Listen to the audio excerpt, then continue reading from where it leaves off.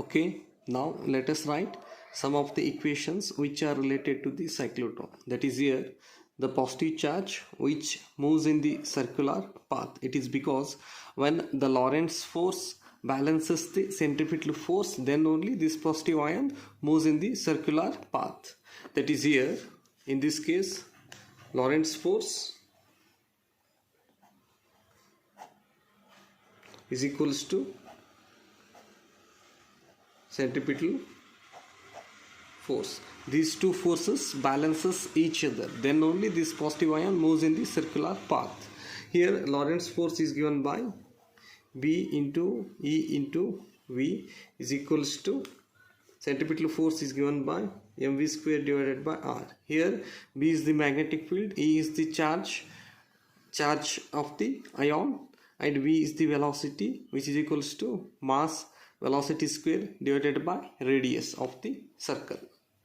Okay, let us write this equation in terms of radius. That is, here r is equals to, here v gets cancel each other, then r is equals to mv divided by be.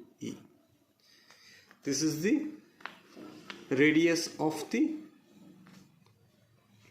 circle which is made by the positive ion. Okay, now let us write the time required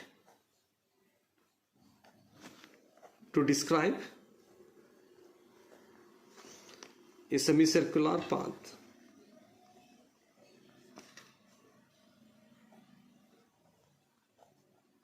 That is, here this ion moves a semicircular path, and let us write the time taken to complete this semicircular path. That is, we know that t is equals to distance divided by velocity, but here we are going to consider semicircular path. That's why I am going to multiply here pi.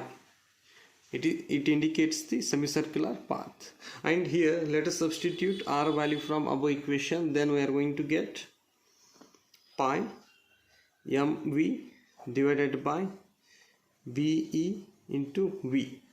Here v gets cancel each other, then finally we left with pi into m divided by be. This is the time taken to complete semicircular path. Okay, now let us write frequency of the oscillator. Frequency of the oscillator, and we know that frequency is equals to 1 over t. But here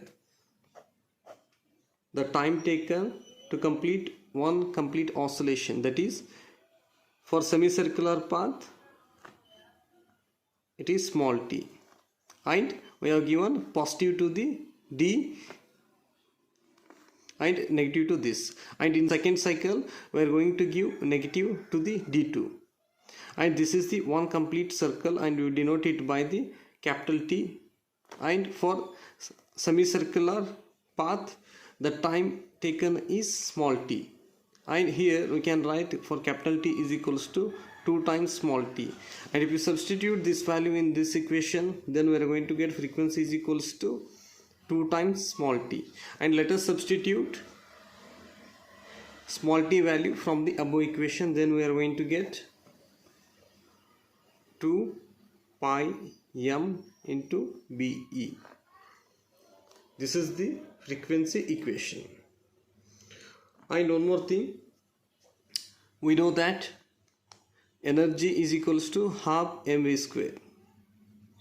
If you substitute v value from the above equation, then we are going to get energy value, or it is in terms of magnetic field and mass. That is, here if you substitute v value, here we can write it as a v is equals to be into r divided by m, and let us substitute this value in the energy equation, then we are going to get BER divided by m whole square.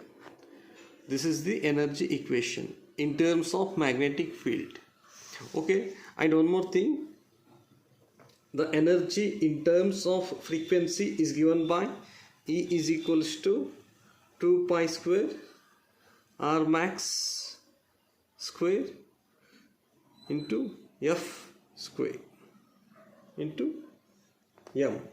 Here R maximum is the radius of the outermost orbit, that is, this is the R maximum value.